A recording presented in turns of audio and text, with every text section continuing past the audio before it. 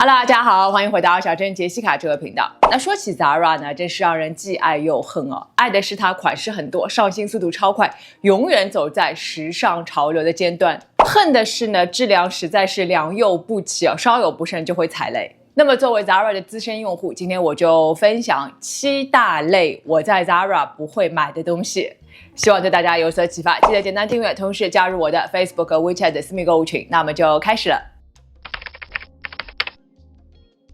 那我自己呢是很喜欢买 Zara 的鞋子哦，因为他们的鞋型好像特别的适合我。但是啊，他们家非真皮的鞋子我是不会买的。比如说呢，这种运动鞋啊，看着还是蛮好看的，但是呢，一看材质啊，里里外外都是聚酯纤维和聚酯胺，也就是假皮。那么假皮呢就没有真皮那种天然的毛孔，夏天穿呢会很闷脚，冬天穿呢又会脚很冷，而且一旦呢脚上出汗的话呢，汗是排不出去的，还容易产生脚臭，所以这种鞋子呢我是不会买的。那么问题来了，这种镂空的鞋子能不能买呢？比如说呢，这双渔夫鞋还蛮好看的，里里外外也都是假皮。确实啊，因为它是镂空的嘛，所以不会那么闷热。但是问题是呢 ，PU 的材质是非常死板的，而且这种镂空的鞋子呢，有很多边缘呢是进行切割过的，而大部分快时尚品牌为了节省成本是不会做打磨处理的，所以这些切割的边缘呢就会比较的生硬，很容易磨脚。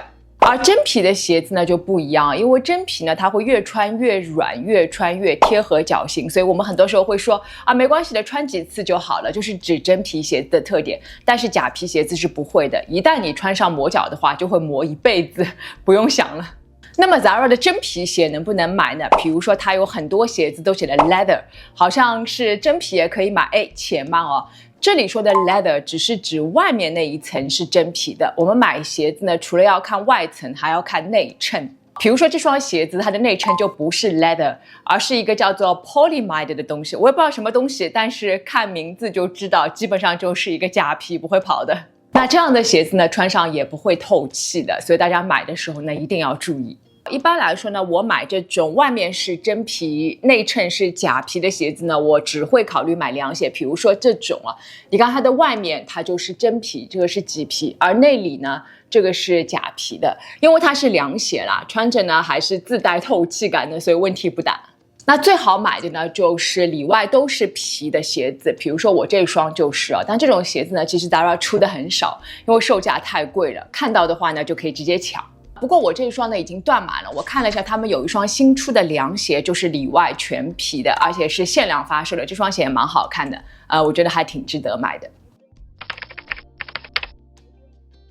夏天来了 ，Zara 就会出很多美美的小裙子，飘逸动人，质感呢看起来就像雪纺啊，或者像丝绸，但是且慢。那这个时候呢，就要注意看面料了。如果它是100% polyester， 也就是聚酯纤维，这样的裙子哪怕再好看都不要买。因为这种材质呢是不透气、不吸汗的，夏天穿上就像直接裹了一层保鲜膜一样，谁穿谁难受。那么我会买的首选肯定是棉啊、亚麻或者是丝绸等等，这种面料呢更加透气舒服，夏天穿得很凉快。那除此之外呢，如果看到人造丝 viscose 或者是莱萨尔天丝，其实也是可以考虑买的。这两种呢虽然是人造面料，但是透气性呢要比 polyester 要好很多很多。夏天穿呢不会觉得那么闷热 ，Zara 也有不少，尤其是混纺的面料，价格呢会相对更加亲民一点，大家也可以考虑。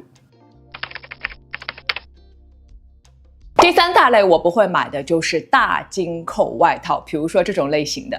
因为成本原因啦 ，Zara 配的这种大金扣呢，就会看上去特别的廉价。尤其是这个光泽度就好 cheap 啊，再加上呢纽扣又做的那么的大哦，哪怕这个夹克本身版型面料还是 OK 的话，这个纽扣都会深深拉下了档次，看上去就不怎么高级的样子。如果一定要买金属纽扣呢，我情愿去买那种暗银色，会比较低调，会显得稍微有一点质感。其实我更喜欢的是非金属纽扣啊，大部分情况下呢都不太容易出错的。都看到这里了，如果还没有关注小镇杰西卡的朋友呢，记得动动手指，打开小铃铛，关注我，就可以看到我随时的更新了。也记得加入我的 Facebook 和 WeChat 的私密购物群，在群里面呢，我会第一时间分享我的同款以及相关更多更好的折扣等你来玩。那我们就接着往下说。Zara 嘛，本来走的就是时髦设计款，主打一个紧跟时尚潮流。但是呢，如果这件衣服呢过度设计、太复杂、太夸张的话呢，这种衣服我也是不会买的。举个例子，比如说这样的外套，它既是粗花呢，又是泡泡袖，袖子这里呢还有2段环保皮草，就很有设计感的样子。但是它的元素实在是太多了。其实你看模特图，就会感到这个夹克的版型有点问题这个挺阔度会略微差了一点，这也是能理解的，毕竟成本有限嘛，它把成本都贡献在了这种设计细节上，自然整体的版型呢就会出问题。再比如说这件上衣也是个相当复杂的设计一会儿我们荷叶边，然后呢2种面料又是不同的，又有很多夸张的元素。那因为快时尚品牌的定价的原因成本一定是有限的。再加上呢，为了上新速度快，几乎所有过度设计的衣服呢，做工都跟不上。结果呢，就是远看时髦，近看呢会显得廉价，基本上穿一次就会直接扔进垃圾桶的节奏。所以这种衣服呢，我是避之不及的。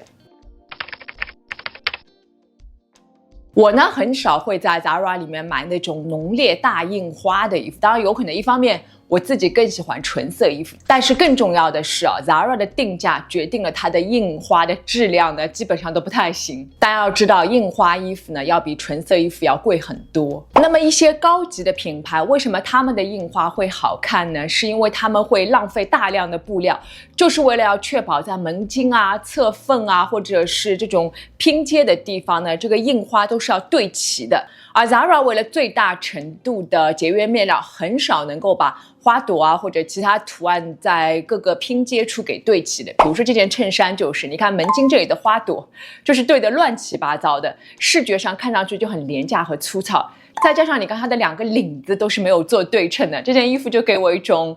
放弃治疗、爱咋咋咋的感觉。另外如果是复杂浓烈的大印花印在廉价的面料上，那就更不能买了。比如说这件就是这个衣服的面料是100%聚酯纤维的，那这种印花印在上面呢，只要洗个1、2次，印花图案必定会褪色，会显得非常的旧，很难看。如果呢一定要买印花，那就买波点图案，比较不太容易踩雷。或者说呢，我身上这件条纹也是我最近在 Zara 买的，它呢虽然是印花，但是呢比较 subtle。而且这件衣服呢，它的细节也做得不错，你看口袋这里的条纹都是对齐的，那这样的图案呢是可以买的。第6大类呢，就是自带腰带的裤子，我是不会考虑的。比如说这条裤子吧，虽然呢在产品页面上并没有标注说皮带是什么材质，但是考虑到它本身就只有49美金零售价的情况下，目测这个皮带呢应该是假皮。看一下近镜头你会发现这个皮带的光泽感非常的廉价，尤其是这个5金件更是 cheap 到不行了。搭配在一起呢，就是让这条裤子档次又下降了好几个 level。再随便找一条 Zara 这种带腰带的裤子，基本上每一条都是皮带上的5金件，非常的丑。真的这种裤子还不如不加皮带呢，大家说是不是？最后一个大类呢，就是 Zara 的皮包。那么假皮我是肯定不买，这个我相信大家应该都不会买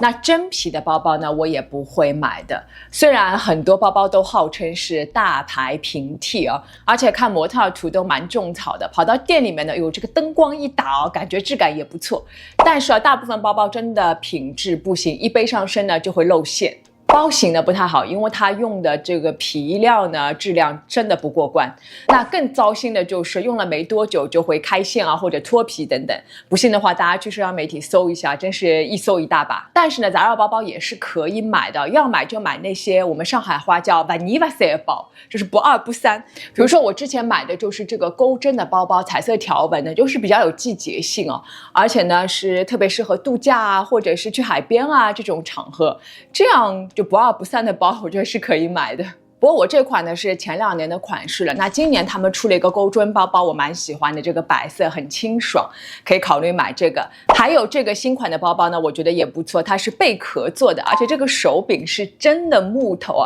还带了一根长的肩带。那这种类型的比较有季节感的包包呢，我也会买的。感觉呢配上夏天的小裙子就会仙气飘飘。好了，一口气分享了7大类我不会在 Zara 买的单品哦。